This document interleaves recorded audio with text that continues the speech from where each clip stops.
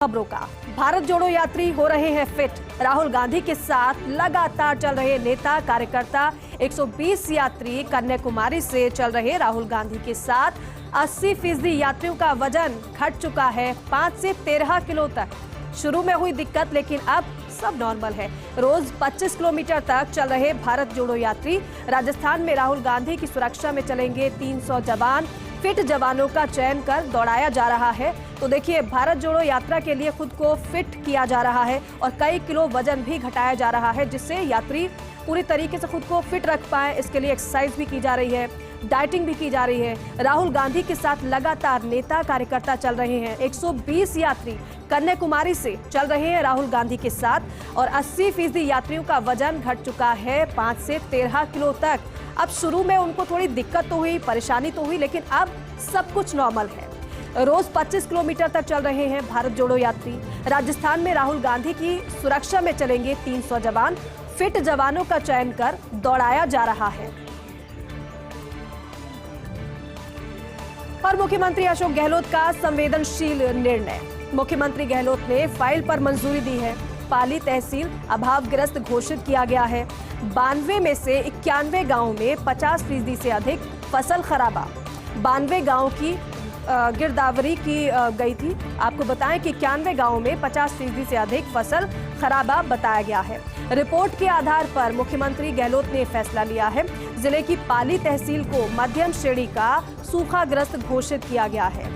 SDRF मानदंडों के अनुसार कृषि आदान एवं अनुदान मिलेगा। तो मुख्यमंत्री अशोक गहलोत ने ये संवेदनशील निर्णय लिया है, जो कि कहीं ना कहीं उन लोगों के हित में है जिनको परेशानी हुई, जिनको नुकसान हुआ, जिनकी फसल खराब हुई। तो आपको बताएं कि मुख्यमंत्री अशोक गहलोत ने फाइल पर मंजूरी दे दी है। पाली तहसील अभावग्रस्त घोषित किया गया है। 92 में से 91 गांव में 50% से अधिक फसल खराबा हुआ है और 92 गांवों की गिरदावरी की गई थी। 91 गांवों में 50% से अधिक फसल खराबा बताया गया है। अब रिपोर्ट के आधार पर मुख्यमंत्री अशोक गहलोत ने यह फैसला लिया है कि जिले की पाली तहसील को मध्यम श्रेणी का सूखाग्रस्त घोषित किया गया है। एसडीआरएफ मानदंडों के अनुसार कृषि आदान एवं अनुदान मिलेगा।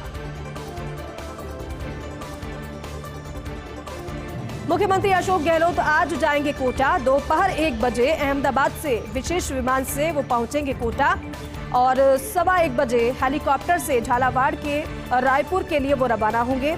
भारत जोड़ो यात्रा की तैयारियों का मुख्यमंत्री जायजा लेंगे। यूडीएच मंत्री शांति धारीवाल और मंत्री प्रसादी लाल मीणा साथ में मुख्यमंत्री के रहेंगे। तो सीधे मुख्यमंत्री झालावाड़ जाएंगे। आपको बताएं कि गुजरात के दौरे पर है मुख्यमंत्री अशोक गहलोत।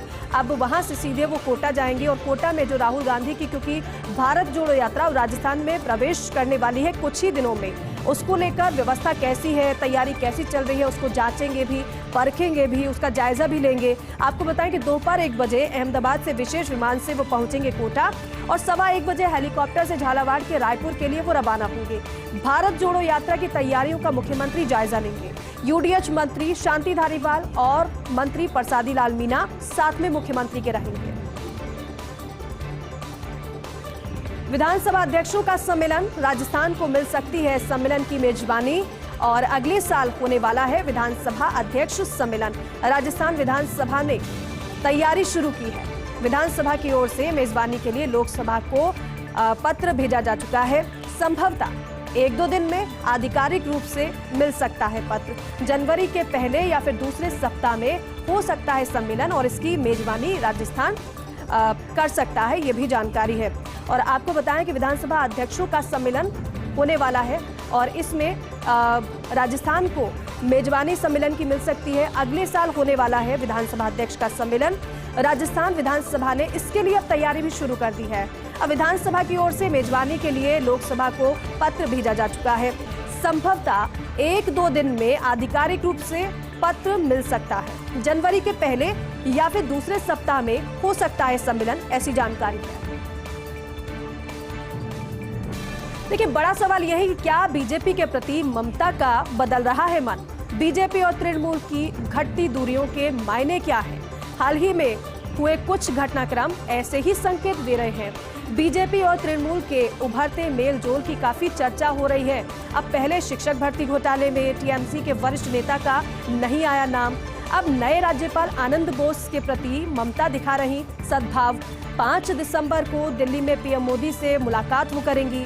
शुभेंदु अधिकारी को भी चाय पर आमंत्रित कर चुकी हैं ममता बनर्जी, और इसलिए ये चर्चा चल रही है कि क्या बीजेपी और टीएमसी की, जो हमने देखा कई बार गहमा गहमी की खबरें सामने आती रही, ममता बनर्जी और प्रधानमंत्री नरेंद्र मोदी के बीच जो तल्ख टिप्पणी देखने को मिली, उसके बाद ये सवाल इसलिए उठ रहा है क्योंकि बीते दिनों का जो घटनाक्रम रहा है वो तमाम सवालों को उत्पन्न कर रहा है। क्या बीजेपी के प्रति ममता का मन बदल रहा है, और अगर मन बदल रहा है तो ऐसा क्यों हो रहा है, कारण क्या है?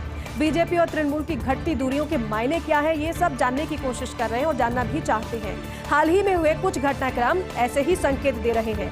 बीजेपी और तृणमूल के उभरते मेलजोल की काफी चर्चा हो रही है, और चर्चा हर कोई इस पर कर रहा है कि ऐसा हो क्यों रहा है।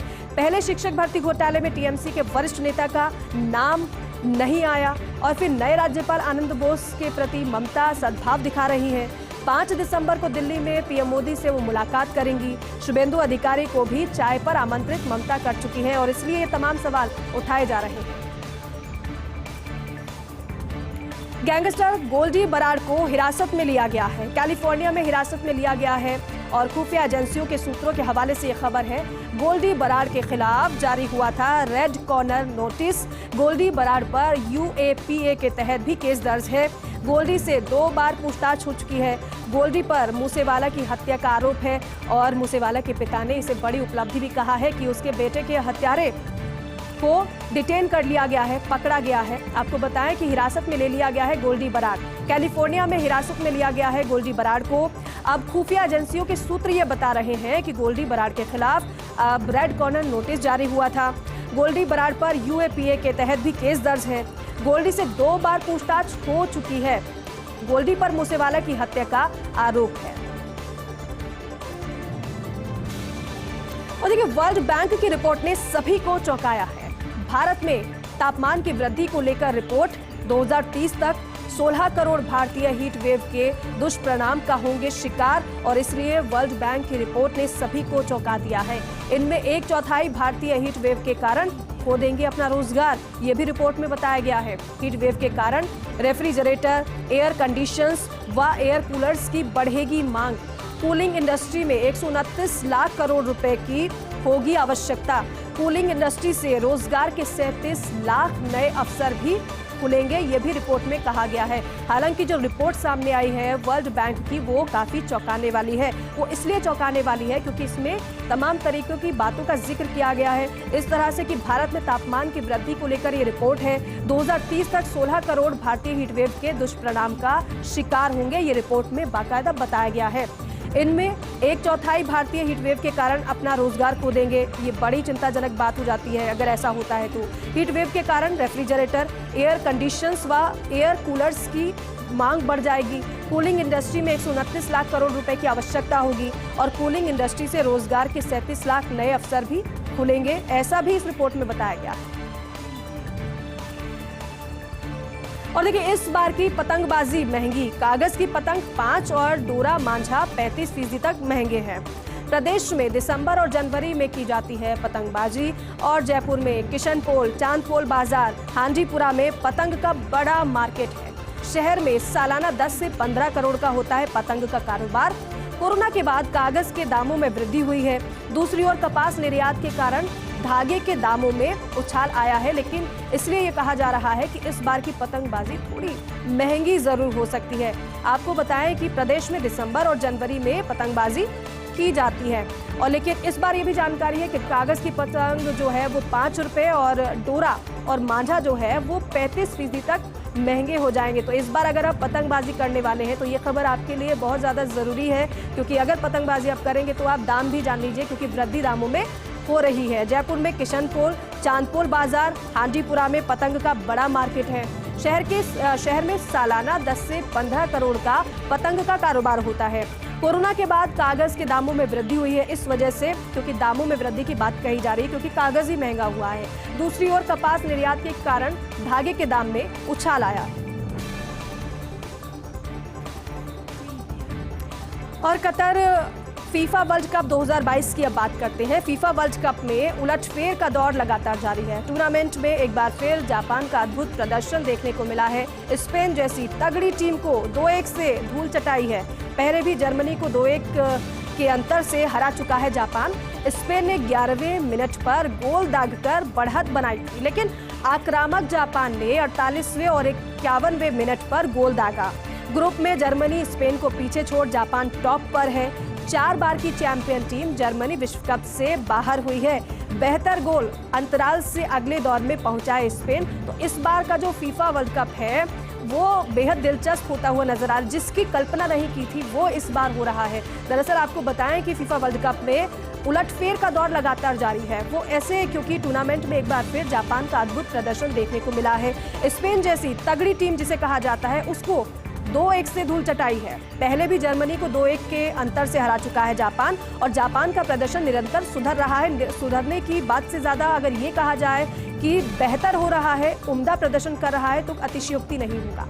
स्पेन ने 11वें मिनट पर गोल दागकर बढ़त बनाई थी, लेकिन आक्रामक जापान ने 48वें और 51वें मिनट पर गोल दागा।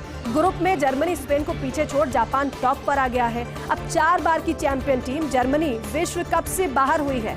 बेहतर गोल अंतराल से अगले दौर में पहुंचा है स्पेन।